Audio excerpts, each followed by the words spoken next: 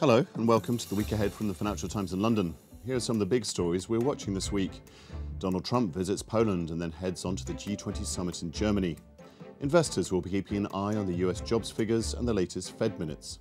And it's high stakes in a vote for Tokyo's City Assembly.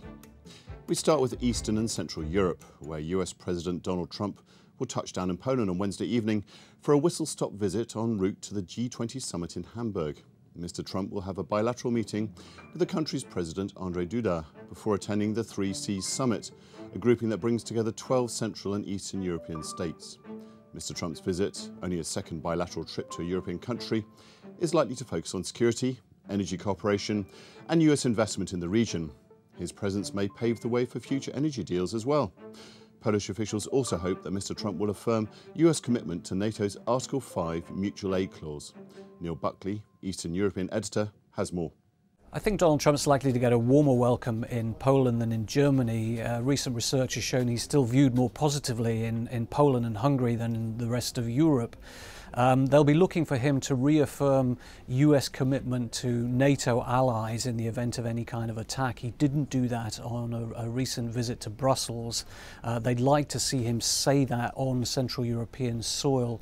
He's also visiting a summit of an integration initiative for Central and Eastern Europe when he's in Poland, so they'll be interested in how much he affirms support for that. He's then moving on to Germany. He'll be attending the G20, where of course one of the other participants will be Vladimir Putin, the Russian president, so a lot of focus on what might come out of that.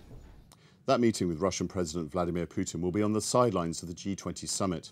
Neither side has given details of what will be discussed, but the face-to-face conversation would come amid an ongoing FBI investigation into the Trump campaign's contacts with Russian officials during last year's US election.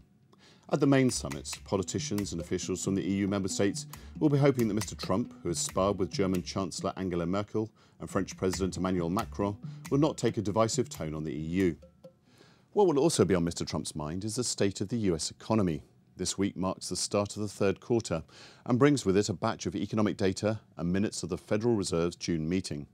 We'll see the US jobs report, which is expected to show further pickup in jobs growth, with the unemployment rate remaining unchanged at 4.3%.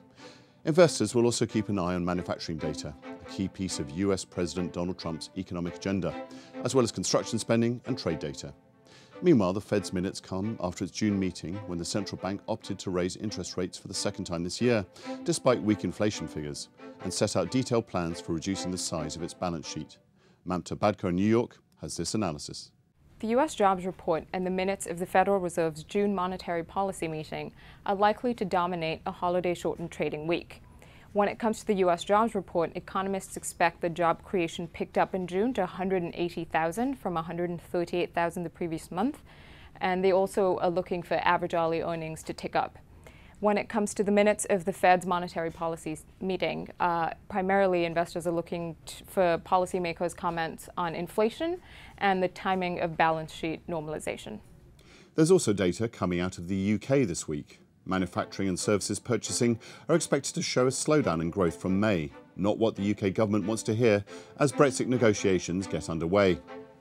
And the heat of politics can be felt too in Tokyo, with its vote to elect a city assembly, which will be a test of the growing battle between the Liberal Democratic Party of Shinzo Abe, the Prime Minister, and the Tomin-Fast Party of Yurika Koike, the city's governor. Robin Harding in Tokyo has been following the election build-up. Tokyo voters go to the polls on Sunday for what has become a high-stakes contest between Prime Minister Shinzo Abe, his ruling Liberal Democratic Party, and the city's charismatic governor, Yuriko Koike. Ms. Koike defied Mr. Abe last year to run for the governorship, and now she has set up her own political party called Tomin First to contest control of the assembly. If she wins, it'll have a big effect on national politics. It'll undermine Mr. Abe's authority, and it could set up Mr. Koike for her own run in the national elections.